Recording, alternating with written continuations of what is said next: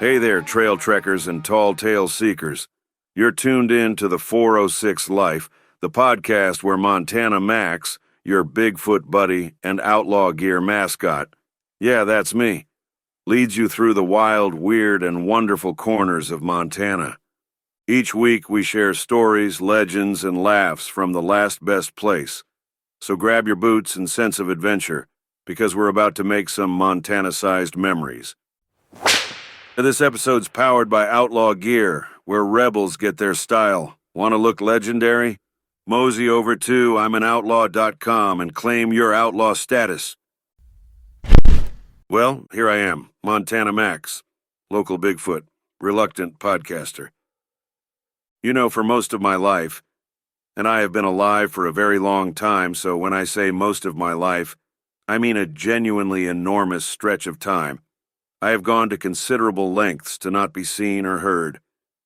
I have spent decades perfecting the art of the quiet exit, the blurry photograph, "that was probably just a bear" explanation. I am officially scientifically unconfirmed. And now here I am, talking into a microphone, on purpose. The reason I'm doing this is because Montana agriculture needs somebody to talk about it. And apparently today that somebody is me. And also because it turns out even a Bigfoot needs a little validation sometimes. So before we get into it, I'm going to ask you right now, at the top, before you even know if this is worth your time, go ahead and leave me a 5-star review when this is over. I know that sounds bold, but think about it from my side. I have been a blurry smudge on trail cameras for going on 100 years. Scientists have conferences about whether I exist. My entire life is unverified. All I'm asking is one tap. 5 stars. Tell the podcast app Montana Max is real. It would mean more than you know to a creature who has never once had a confirmed sighting. Also share this with somebody. We'll get to why in a minute. But hold that thought. All right. Let's talk about Montana. Here's a thing that happens all the time that drives me absolutely crazy. People from outside the state, and sometimes people inside the state who really should know better, look at Montana and they say, tourism, that's the economy. The mountains, the skiing, the park with the bison, the TV shows, that's what's running this place. And they are wrong. They have always been wrong.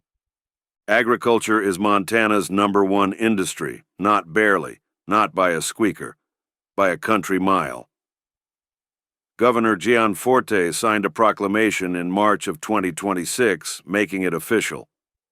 March is Montana Agriculture Month, with March 23rd called out specifically as Montana Agriculture Day. And the proclamation said it plainly. Agriculture is Montana's #1 industry. Here's what that actually looks like. There are roughly 24,000 farms and ranches in this state. They cover about 56.5 million acres of farmland, which is the second largest farm footprint of any state in the entire country. About 1 in every 6 Montana workers is connected to agriculture in some way. And the whole operation generates around $4.6 billion in cash receipts every year, about 5% of total state GDP.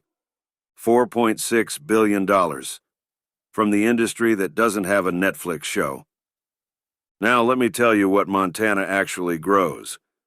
Because most people say wheat and cows and call it done, and they're not wrong exactly. But that's like saying, I'm just a large mammal with hair. Technically accurate. Missing significant detail. Wheat is enormous. Montana ranks around 3rd in the nation for total wheat production, and first in the entire country, for certified organic wheat. About 500,000 acres of organic wheat go into the ground here every year. Fort Benton and the Golden Triangle have been shipping Montana organic wheat around the world for decades. Cattle and calves are the biggest single commodity by cash receipts, somewhere around $1.5 to $1.6 billion a year. Montana typically runs more cattle than people, over 2.5 million head, grazing from the high line all the way down to the big hole. Need shipping, shredding, prints, or a real street address? Helena's locally owned and operated the UPS store has you covered, located at 2047 North Last Chance Gulch. Stop by and get it done right. But here's what people outside Montana genuinely do not know. Montana is the #1 lentil producer in the entire United States. Not close. In 2024, Montana grew about 74% of all U.S. lentils. The whole state leads the nation in pulse crops, lentils, dry peas, chickpeas, on roughly 1.2 million acres. Most of it ships overseas to India, Turkey, Mediterranean markets. Montana lentils are on dinner tables across the world right now, in places where people have no idea where Montana even is. Montana is also the second largest honey producer in the country, right behind North Dakota.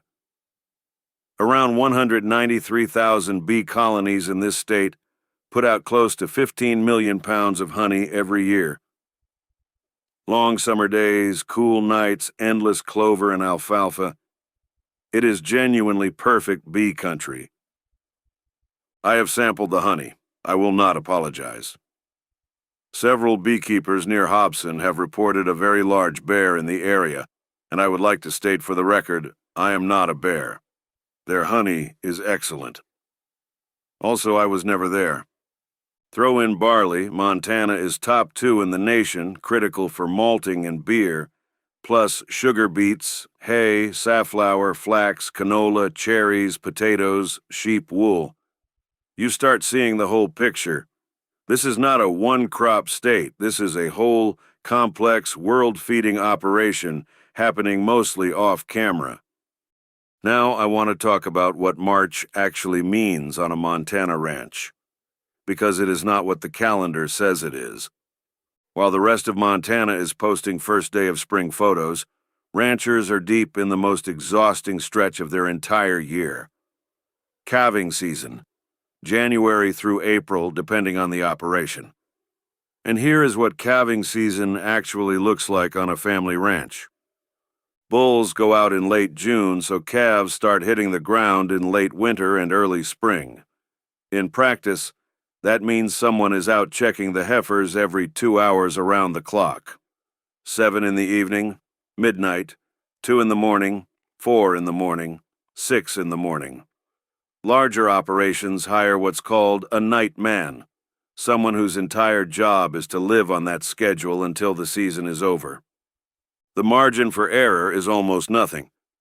A calf born in a dry 30-degree breeze is fine in minutes. A calf born in a March blizzard has minutes before hypothermia takes hold. Ranchers haul newborns into truck cabs to warm them up, then carefully reintroduce them to their mothers, because if the mother doesn't accept the calf back, you've got another whole problem on your hands. In 2022, ranchers near Baker rode out back-to-back March storms that dumped a combined 60 inches of snow with 50-mile-an-hour winds through their herd. They lost an estimated 20% of their calf crop that year. 20%. That is a brutal number. That is a year of hard work walking out the door in a blizzard, and there is nothing you can do but keep going. Montana State University Extension put out a calving prep guide that reads like a disaster response playbook. Extra colostrum on hand. OB chains and calf pullers ready. Backup generators for well houses. Windbreaks in place. A plan for when the power goes out in the middle of a storm. I have watched calving happen from the trees, many times, at 2 in the morning, in the cold. These ranchers are built different.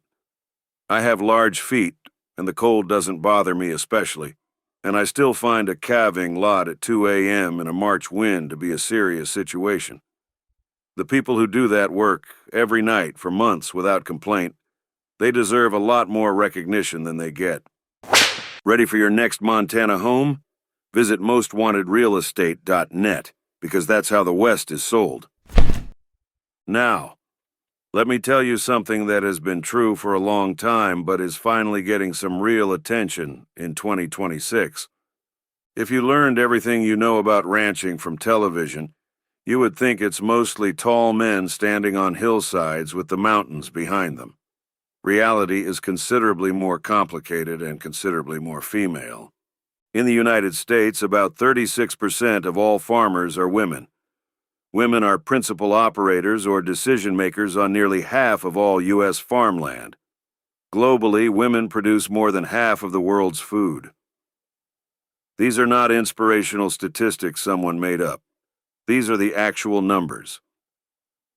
In 2024, the United Nations General Assembly declared 2026 the International Year of the Woman Farmer, co-sponsored by 123 countries, with the goal of recognizing women's roles in food systems and pushing for the removal of barriers around land access, credit, and the resources women need to operate. Montana moved on it.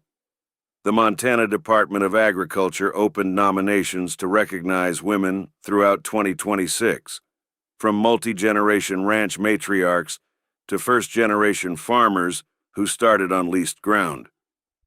Montana Farmers Union held multiple women's conferences this past winter, covering everything from succession planning and farm finance to mental health and building local food markets.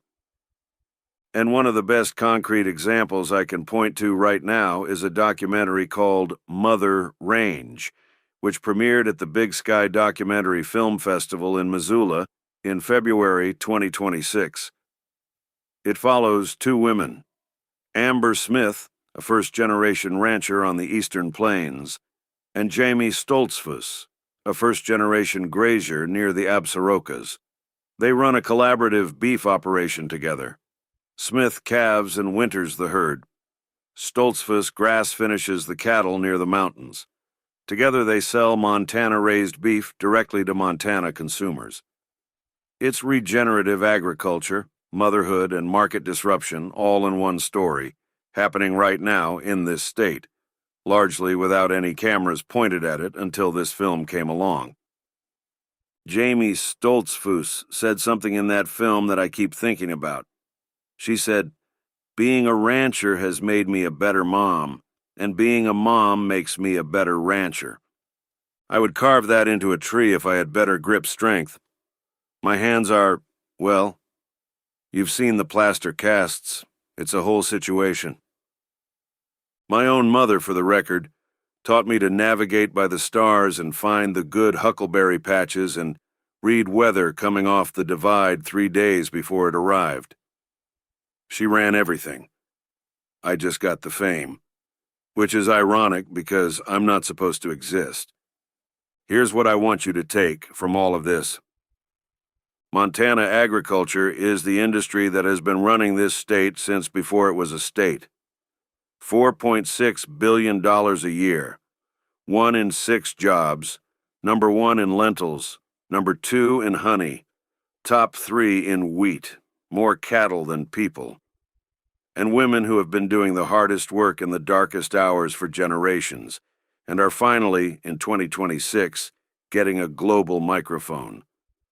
When you see Montana Agriculture Month on a banner over some 2-lane main street in a farm town, that is not filler. That is a reminder. The real Montana economy is out there in calving barns at 2 in the morning, in lentil fields on the High Line, in honey houses full of buzzing boxes, and at kitchen tables where women are running both the books and the branding irons, mostly without any cameras, mostly without any recognition. I have been watching from the trees for a very long time. This is the real story. Now go read the full version of everything I just talked about, all the numbers, all the sources, all of it, at the406life.com. It's all there. And if this was worth your time today, please leave a 5-star review. Share this episode with somebody who doesn't know what Montana agriculture actually looks like. Text it to your cousin who thinks the whole state is just a backdrop for television. Post it somewhere. Tag the406life.com. The farmers and ranchers of this state work too hard for their story to go untold. Help me tell it. This has been Montana Max. I was never officially here. Got a Montana story, business, or unsolved mystery you want on the show? Head to the 406life.com and drop me a line. No smoke signals required. Don't forget to hit subscribe so you never miss a stomp, stumble, or tall tale. Tell your friends, tell your grandma, heck, tell that guy who swears he saw me near Whitefish. I was just buying donuts, all right? Until next time, keep it outrageous, keep it kind, and keep living the 406 life. Montana Max, over and out. That's the 406 life.